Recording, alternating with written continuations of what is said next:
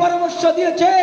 তাই হে বাসন্তীর হিন্দু ভাইরা, আজকের যে এসআইআর হচ্ছে, কোন হিন্দু কিন্তু এই এসআইআর থেকে বাদ যাবেন না। সবাই নিজে একটু হিজরত থেকে বেরিয়ে নামটা একটু সিএ এর মাধ্যমে নথিভুক্ত করুন। আমি যতদিন বেঁচে আছি বাসন্তীর বুকে তথা সারা ভারতবর্ষের বুকে হিন্দু যেখানে যেখানে বিপদে পড়বে, আমি নিজের রক্ত দিয়ে শ্রম দিয়ে প্রত্যেকটা হিন্দুর স্বার্থ সুরক্ষিত করব, এই অঙ্গীকারের কথা আপনাদের দিয়ে যাচ্ছি। কিন্তু আপনি যারা ক্লিবের মতো ঘরে বসে আছে, হিজড়ের মতো ঘরে বসে আছে, তাদের জন্য আমার কাছে কোনো পরামর্শ নেই। ভারত মাতা কি, ভারত মাতা কি, ভারত মাতা কি, বন্দে বন্দে বন্দু জয়তু জয়তু জয়তু জয়তু জয়তু। দুর্দিন ধেয়ে আসছে আমাদের দিকে, অত্যন্ত দুর্দিন। আপনি কল্পনাও করতে পারবেন না কি দুর্দিনের দিকে আমরা ধাবমান হচ্ছি। শেষে বলি, এখনো সময় আছে। আমি খুব দায়িত্ব নিয়ে বলছি, যেই ঔদাসীনতা নিয়ে আমরা চলছি, এই ঔদাসীনতা যদি আর বেশি দিন থাকে, ওই আলিপুর চিড়িয়াখানায় সদ্য ধর্মান্তরিত নাতি আর দাদুর হাত ধরে গিয়ে আলিপুর চিড়িয়াখানায় দাদু নাতির অবচেতন মন প্রশ্ন করবে, দাদু ওরা ওই খাঁচার মধ্যে মানুষের মতো দেখতে কারা? ছোট্ট নাতির অবচেতন মনের প্রশ্নের নিরাসন করতে গিয়ে দাদু বলবে, বাবা ওরা হিন্দু বাঙালি, ওরা নিজের ধর্মের বিষম পরিস্থিতিতে কোমর সোজা করে দাঁড়াতে শেখেনি, ওরা প্রতিবাদ করতে পারেনি, তাই ওরা চিড়িয়াখানায় সংরক্ষিত। তাই মায়েদের উদ্দেশ্যে বলবো, তোমরা শক্তি স্বরূপা, তোমরা দুর্গা, তোমরা দেবীর অংশকলা, তোমরা মাতৃশক্তি। স্বধর্ম রক্ষার জন্য তোমাদের ভূমিকা মা অগ্রগণ্য। মা শীতলার হাতে মুড়ো ঝাঁটা আছে, অতএব স্বধর্ম রক্ষার জন্য কিছু না পারো, যদি কখনো দেখো বাড়ির মেয়েটার দিকে কোনো জিহাদি হায়না নেকড়ের দল কামাতো দৃষ্টি দিয়ে এগিয়ে আসছে, কিছু না পারো বাড়ি থেকে হাঁসবটি নিয়ে জয় দুর্গা ভবানী বলে ধর থেকে তার মাথাটা আলাদা করে দিও। হিন্দুর দেবালয় রক্ষা, হিন্দু মায়ের সম্ভ্রম রক্ষার দায়িত্ব মা তোমাদের। তোমরা সন্তান গঠনের কারিগর মা, তাই তোমাদের দায়িত্ব নিতে হবে। কারণ হরিবাসরে গিয়ে ভাবে বিহুবল হয়ে কেঁদে কেটে অনেক করেছ, নিষ্প্রাণ দেবমূর্তি কিন্তু মূর্তিমন্ত হয়ে তোমাদের রক্ষা করতে আসবে না। কোনো কালে করেনি, আজও করবে না। কোনো ভাগবত পাঠক কথাবাচক হিন্দুর মায়ের আব্রু সম্ভ্রম রক্ষা করতে আসবে না, সেদিনও করেনি, আজও করবে না। অতএব নিজের বাড়িতে নিজের ব্যবস্থা রাখো। যদি নিজের হিন্দুর দেবালয়কে কেউ কোনো দুরাচারী ধ্বস্ত করতে আসে, অন্তত বাড়ি থেকে মুড়ো ঝেঁটাটা নিয়ে বেরিও, সেদিন তোমরা মা শীতলা হয়ে যেও। তা যদি না পারো সব শেষ হয়ে যাবে, কোনো নীতি কথায় কাজ হবে না। আর যারা তোমাদেরকে ওই ভোট ব্যাংকের জন্য নীতি কথা শোনাচ্ছে, ওরা একই বৃন্তে দুটি কুসুম, হিন্দু মুসলমান, মুসলিম তার নয়নমণি, হিন্দু তাহার প্রাণ। বিদ্রোহী কবি ঠিকই লিখেছেন, বিদ্রোহী কবি ঠিকই লিখেছেন। একদল স্বার্থান্বেষী মানুষ তোমাকে ভুল বুঝিয়েছে। কবি কি বললেন? মুসলিম তার নয়নমণি, হিন্দু তাহার প্রাণ। হিন্দুরূপী প্রাণ যতক্ষণ আছে ততক্ষণ কাস্তে হাতুড়ি আছে, ততক্ষণ ঘাস ফুল আছে, ততক্ষণ দলাদলি আছে। যেদিন হিন্দু শূন্য হয়ে যাবে সেদিন কিন্তু আর কোনো নীতি কথা কাজ করবে না। তাই অত্যন্ত আক্ষেপের সঙ্গে বলছি, হিন্দু বাঙালি সব হুঁশিয়ার, হুঁশিয়ার, হুঁশিয়ার। ভাই এসব করে কি হবে? এসব বেকার এসে ঝান্ডা ফান্ডা বেঁধে কি হবে? এই হচ্ছে, অমুক হচ্ছে, তুমুক হচ্ছে। আমি বলে আমি তো কিছু জানি না কি হবে, কিসে করলে কি হয়। হিন্দুর কিছু ভালো হবে সেই জন্য রাত জেগে এগুলো করছি। তো হিন্দুর ভালো হওয়াতেই আমাদের উদ্দেশ্য। অনেকেই বলছেন যে অখণ্ড ভারত সংকল্প এই কদিন আগে 15ই আগস্ট আমরা পালন করলাম, আবার এরা এ কি ধরনের ব্যাপার স্যাপার, এই বিকটন নিশ্চয়ই মাথা খারাপ হয়েছে। তাপসদার তো মাথা গেছে এদের। অখণ্ড ভারত আবার কি বিষয়? আমরা রাষ্ট্রীয় স্বয়ংসেবক সংঘের স্বয়ংসেবকরা আমাদের এই জীবনের কর্মজীবনের অধিকাংশ সময় ভারতবর্ষের উন্নতি, অখণ্ড ভারত, সম্পূর্ণ হিন্দু রাষ্ট্রের, বৈভবশালী হিন্দু রাষ্ট্র নির্মাণ করব, এই সংকল্পের জন্য আমরা কাজ করে যাচ্ছি বন্ধু। মানে হলো বঙ্গোপসাগর, আরব সাগর সহ ভারত মহাসাগরের উত্তরে আর হিমালয়ের দক্ষিণে আমরা আজকের যে ভারতবর্ষ যে অংশ দেখতে পাচ্ছি, যে ভূমি আছে, এই ভূমিটাকে ভারত বলা হতো। এটা কি দাঁড়ালো? মানেটা এখানে এটা দাঁড়ালো যে আমরা যে সকাল থেকে সনাতন এখানে বসে বসে অখণ্ড ভারত সংকল্প সমারোহের আয়োজন করেছি, এর ঘোষণা দিচ্ছিল এই অখণ্ড ভারতের কল্পনা আমাদের বানানো কথা নয়, আমাদের শাস্ত্রে মনি ঋষিরা এই অখণ্ডের কল্পনার কথা বলে গেছে। আমরা সেই অখণ্ড ভারতের কথা ভারতবাসীর মনে গেঁথে দিতে চাই। সেই জন্য আজকের সেই অখণ্ড ভারত সংকল্পের এই কার্যক্রমের আয়োজন করেছি বন্ধু।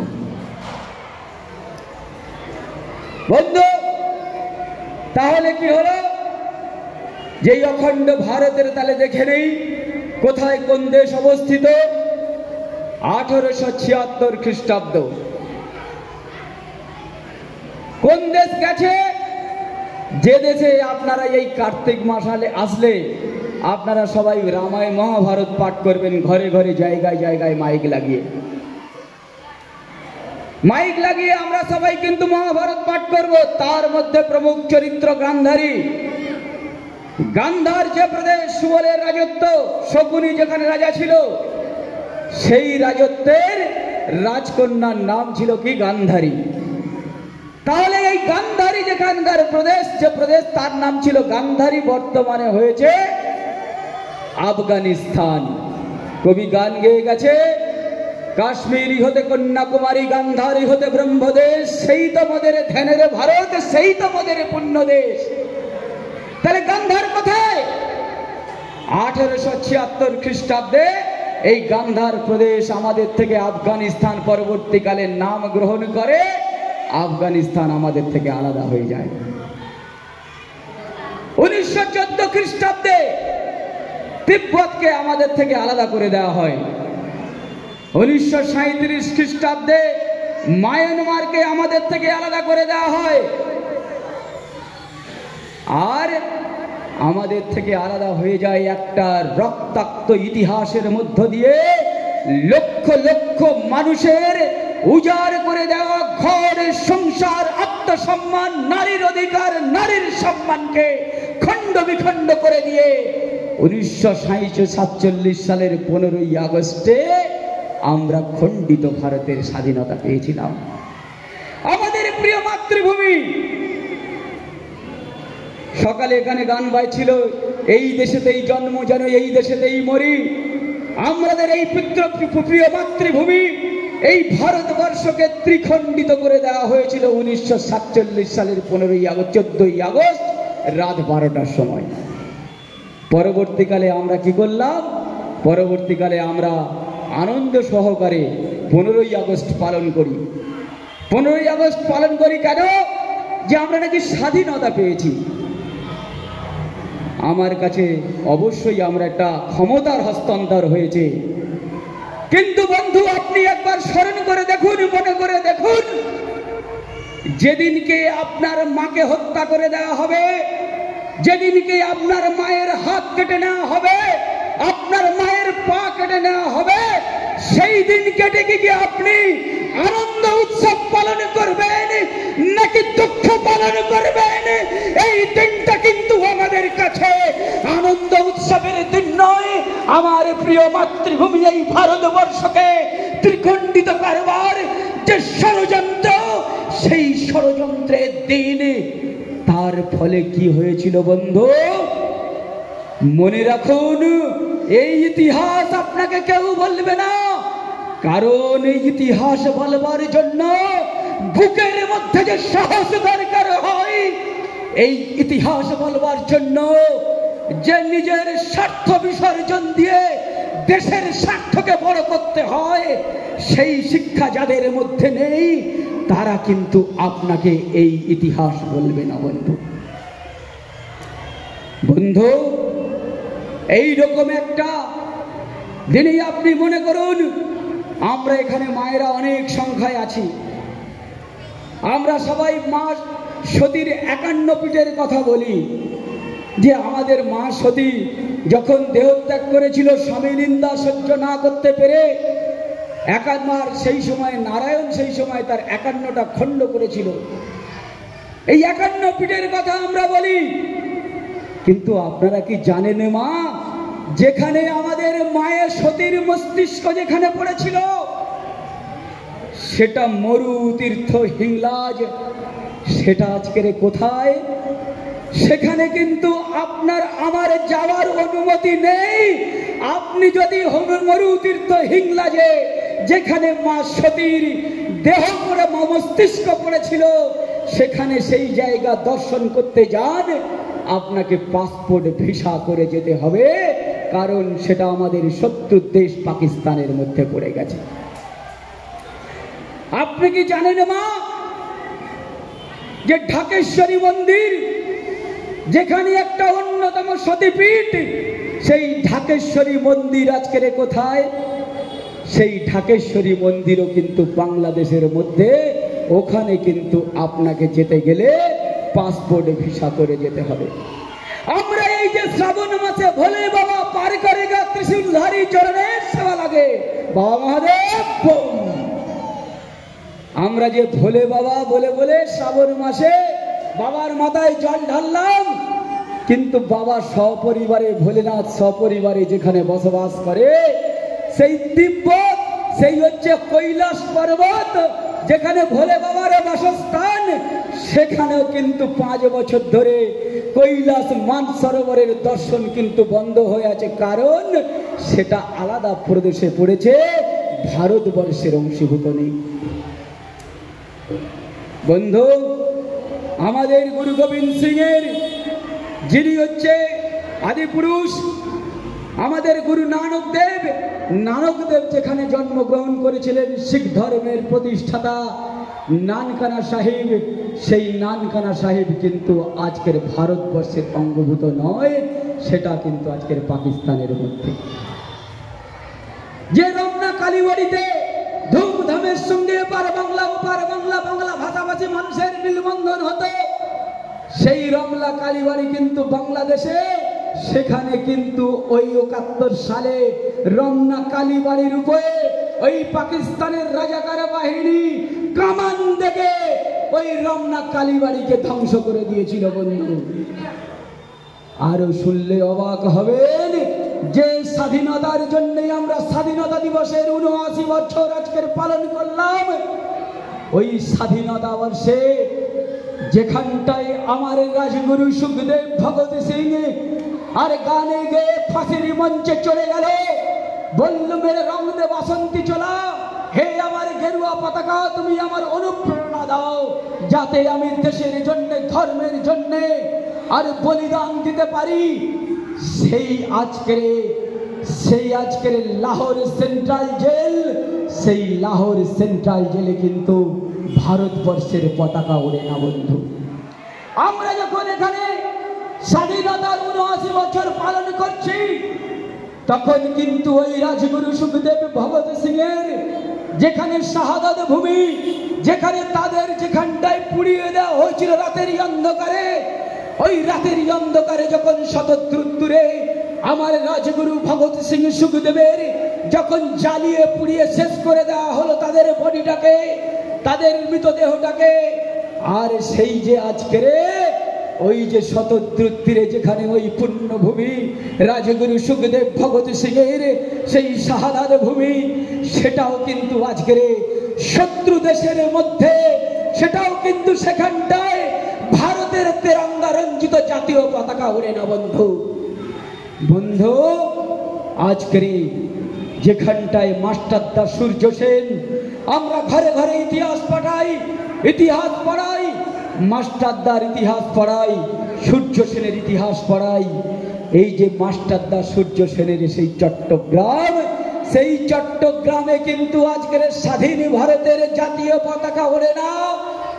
আজকের যেখানে প্রীতিলতাওয়াদের দ্বার, ওই জালালাবাদ পাহাড়ে আজকের ভারতবর্ষের অগ্নিকন্যা, প্রথম অগ্নিকন্যা হিসাবে ভারত মায়ের চরণে এই দেশ মাতৃকাকে শৃঙ্খল মুক্ত করবার জন্য আত্মাহুতি দিল সেই প্রীতিলতাওয়াদের আজকের সেই শহীদ ভূমি, বলিদানী ভূমি, সেই ভূমিতে কিন্তু ভারতের জাতীয় পতাকা ওড়ে না। আমরা কিন্তু কেউ যখন স্বাধীনতার পতাকা উড়িয়েছি প্রত্যেকটা সরকারি ভবনে, নিজের বাসভবনে, তখন সেই সমস্ত ভূমির কথা আমরা উল্লেখ করে নেই। তাহলে বন্ধু, আজকের যদি ওই মাস্টারদা সূর্য সেন, প্রীতিলতারা, আজকের যদি সুখদেব ভগৎ সিং এরা যদি এসে প্রশ্ন করে, ও ভাই ভারতের নাগরিক, আজকের সুস্থ স্বাভাবিক ভাবে সুখে শান্তিতে তোমরা আজকের এখানে জীবন যাপন করছো, কিন্তু যে ভূমির জন্য, যে মাটির জন্য আমি আমার জীবনে বলিদান দিলাম, সেই মাটিতে আমার আজকের ভারতবর্ষের তেরঙ্গা পতাকা ওড়ে না কেন? আমার আপনার কাছে কোনো উত্তর নেই, শুধু একটা কথাই বলার আছে। দেশ বিভাজন হয়েছিল, দেশ বিভাজন হওয়ার পরে ওই প্রদেশটা, ওখানকার প্রদেশটা, জায়গাটা আর ভারতবর্ষের অংশভূত নয়। তাহলে সুখদেব কি পাকিস্তানের জন্য নিজের আত্মবলিদান দিয়েছেন? রাজগুরু কি পাকিস্তানের জন্য নিজের আত্মবলিদান দিয়েছেন? রাজগুরু কি পাকিস্তানের জন্য আত্মবলিদান দিয়েছেন? আজকের প্রীতিলতাওয়াদের দ্বার, আজকের মাস্টারদা সূর্য সেন, তারা কি পাকিস্তানের জন্য কিংবা বাংলাদেশের জন্য আত্মবলিদান দিয়েছেন? তাহলে তারা যদি পাকিস্তানের জন্য, বাংলাদেশের জন্য আত্মবলিদান দিয়ে না থাকলেন, তাহলে সেই জায়গাতে আমার ভারতের পতাকা ওড়ে কারা কেন? উত্তর হলো একটাই, সেদিনকে যে দ্বিজাতি তত্ত্বের ভিত্তিতে, আমরা যেদিনকে দ্বিজাতি তত্ত্বের ভিত্তিতে আমরা বলেছিল, আমাদের কিছু লোক বলেছিল যে হিন্দু মুসলমান সাম্প্রদায়িক ইস্যু চলে এসেছিল, যে ওরা হিন্দু, আমরা মুসলমান, আমরা হিন্দুদের সঙ্গে থাকতে পারবো না, তাই আলাদা প্রদেশ ভাগ করে দেওয়া হোক। সেদিনকেই হিন্দু মুসলিম ইস্যুতে দেশ ভাগ হয়েছিল। পৃথিবীর ইতিহাসে 1711 খ্রিস্টাব্দে ভারতবর্ষে যখন প্রথম এই দেশে যখন আরব কান্ট্রি থেকে ওই আরব মরুভূমির দস্যুরা, আরব সাম্রাজ্যবাদীদের দালাল, ওই জেহাদি মানসিকতা সম্পন্ন লোকেরা 800 বছর ধরে 40 কোটি হিন্দুকে কতলেআম করা হয়েছে, খতম করে দেওয়া হয়েছে, হত্যা করে দেওয়া হয়েছে। আর কি করা হয়েছে?